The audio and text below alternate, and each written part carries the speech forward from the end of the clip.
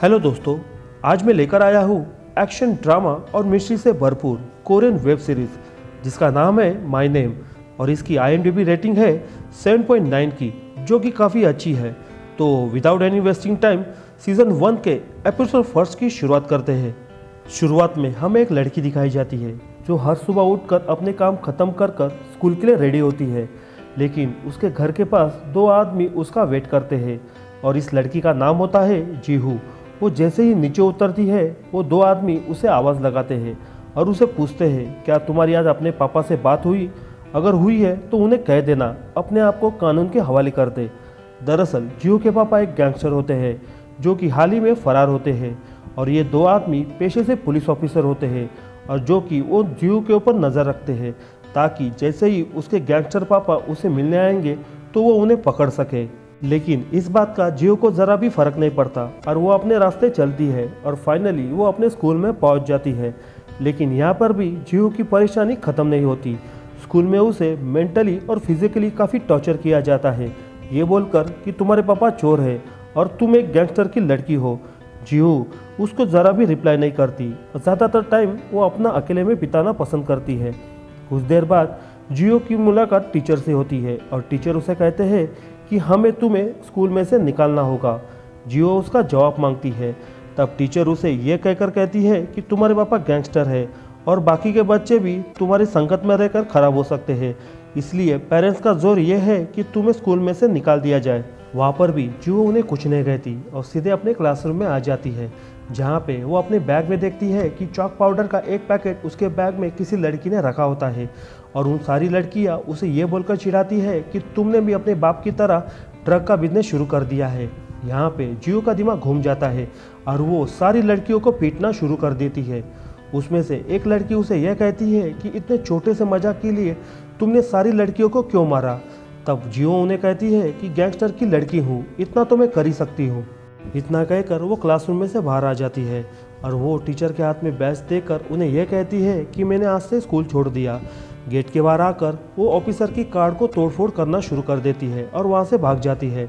Officer उसका पीछा करते हैं लेकिन जियो उनके हाथ नहीं लगती और वो समंदर के किनारे जाकर बैठ जाती है। कुछ घंटों के बाद वो वापस अपने घर आ जाती है। उस दिन जियो का बर्थडे होता है, इसके लिए उसके पापा ने उसके लिए घर के बाहर एक गिफ्ट छोड़ा होता है। जियो उस गिफ्ट को बिना उठाए अंदर चली जाती है। कुछ देर बाद जियो के पापा उसे कॉल लगाते हैं और उसे बर्थडे विश करते हैं, लेकिन जियो अपने पापा से काफ़ी नाराज़ होती है।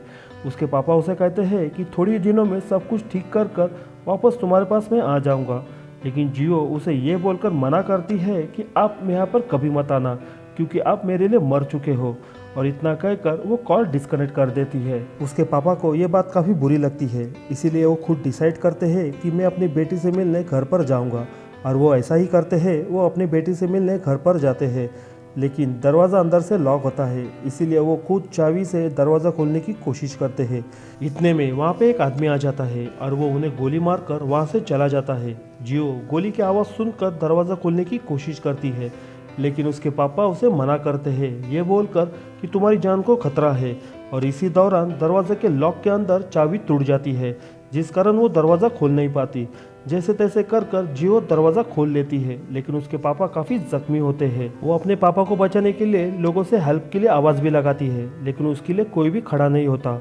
फाइनली उसके पापा उसे आखिरी शब्द से ये कहते हैं कि मुझे माफ़ करना, मेरी वजह से तुम्हें काफ़ी तकलीफ हो गई। इतना कहकर वो अपना दम तोड़ देते हैं।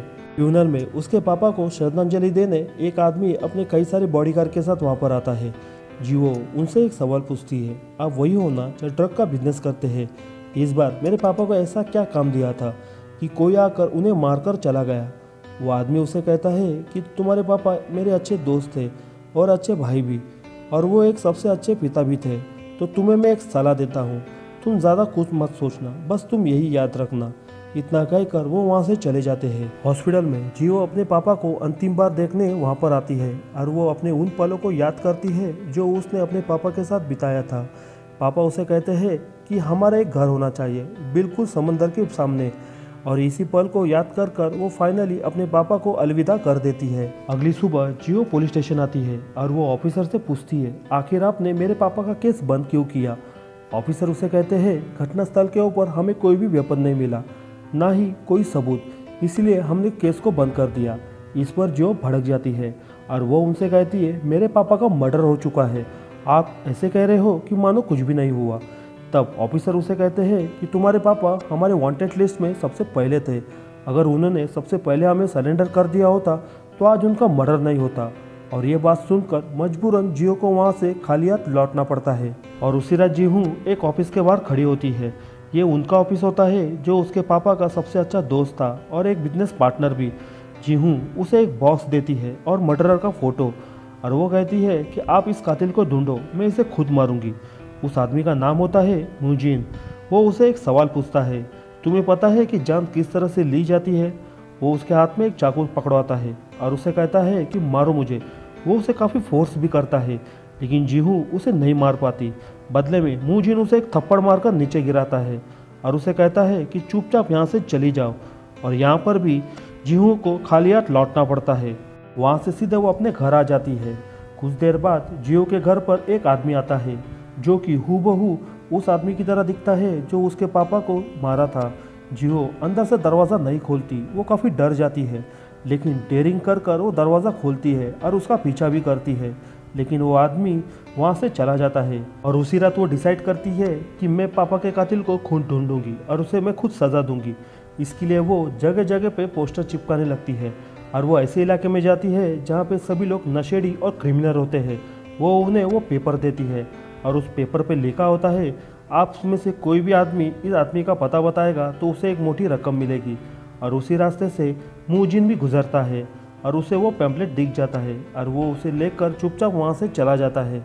अगली रात जियो को एक कॉल आता है और उसे कहा जाता है कि मैं इस आदमी को जानता हूँ, तुम बस कैश लेकर वहाँ पर पहुँचो, मैं तुम्हें एड्रेस सेंड करता हूँ। इतना कहकर वो आदमी कॉल रख देता है। जिहू अपने साथ कुछ कैश लेकर जाती है। ये वही कैश होती है जो पापा ने उसे खर्चे के लिए दी होती है, और साथ में सेफ्टी के लिए वो अपने साथ एक चाकू भी लेती है और वो उस जगह पे पहुंच जाती है जो एड्रेस में उसे दिखाया था। लेकिन यहाँ पर भी जिहू का नसीब खराब होता है। वो आदमी और कॉल दोनों फेक होते हैं। वो लोग जिहू से कैश छीन लेते हैं और उसे बुरी तरह से मारने लगते हैं और मारकर गाड़ी में डाल देते हैं ताकि उसका रेप कर मारकर उसे कई जगह पे फेंक सके। जीहू अपने आप को छुड़ाने की काफ़ी कोशिश करती है। कुछ दूर जाने के बाद वहाँ पे कुछ लोग आ जाते हैं और वो उन लड़कों को मारकर जीहू को वहाँ से छुड़ाने की कोशिश करते हैं। वो और कोई नहीं बल्कि मुजीन खुद होता है। वो जीहू को एक सुनसान जगह पर लेकर जाता है और उसे कहता है कि तुम बाहर निकलना बंद कर दो और ऐसी जगह पे छुप जाओ जहाँ पे किसी की नज़र तुम पर ना पड़े। लेकिन जीहू नहीं मानती और वो कहती है कि मैं किसी भी हालत में मेरे पापा के कातिल को सज़ा दूंगी। मुजीन उसे कहता है क्या जान लेना इतना ज़रूरी है? तो सबसे पहले तुम्हें जान लेना सीखना होगा। और वो उसे ऐसी जगह पर लेकर जाता है जहाँ पे मार्शल आर्ट की ट्रेनिंग होती है, यानी कि फ़ाइट क्लब। वहाँ पे मुजीन उसे कहता है कि तुम यहाँ पर रहकर मार्शल आर्ट सीखो ताकि ज़रूरत पड़ने पर तुम इसका यूज़ कर कर अपने आप को बचा सकती हो, और जब तुम्हें वो कातिल मिलेगा तब तुम उसको पकड़कर मार सकती हो। लेकिन यहाँ पर भी उसे बर्तन धोने और उन लोगों के कपड़े धोने के अलावा कुछ नहीं मिलता। सभी लोगों की नज़र इसके लिए बुरी होती है और वो अपने लिए बचा हुआ टाइम निकाल कर बॉक्सिंग की प्रैक्टिस करने की कोशिश करती है। ऐसे में मुजीन वहाँ पे खुद आता है और वो उसे सिखाने की कोशिश करता है। वो कहता है कि तुम्हें यहाँ पर जीतने के लिए नहीं बल्कि सामने वालों को मार डालने के लिए लड़ना है, यही सोचकर तुम्हें सीखना होगा। मुजीन उसे वो ट्रिक सिखाता है। जीहू पूरी तरह से मेहनत करती है और वो अपने आप के सोच में सामने किलर को देखकर वो फाइट करने की कोशिश करती है। अब वो टाइम आता है जिस दिन ग्रुप की फाइट होती है और इस फाइट में जो आखिर तक टिकेगा उसे मुजीन की संगठन में नौकरी मिलेगी और बदले में 6 लाख रुपए। सभी लोग एक दूसरे पे टूट कर गिरते हैं। जीहू अपनी पूरी ताकत से सामने वालों को मारने की कोशिश करती है। अंत में सिर्फ 2 जन उड़ते हैं और उसमें से एक जीहू होती है। और इसी के साथ माय नेम सीरीज़ का सीज़न 1 का फर्स्ट एपिसोड यहाँ पर ख़त्म हो जाता है। वीडियो पसंद आया तो वीडियो को लाइक करना, चैनल पे नए हो तो सब्सक्राइब भी कर लेना, क्योंकि ऐसे ही इंटरेस्टिंग वेब सीरीज़ को और हॉलीवुड मूवीज़ को मैं यहाँ पर हिंदी में एक्सप्लेन करता हूँ।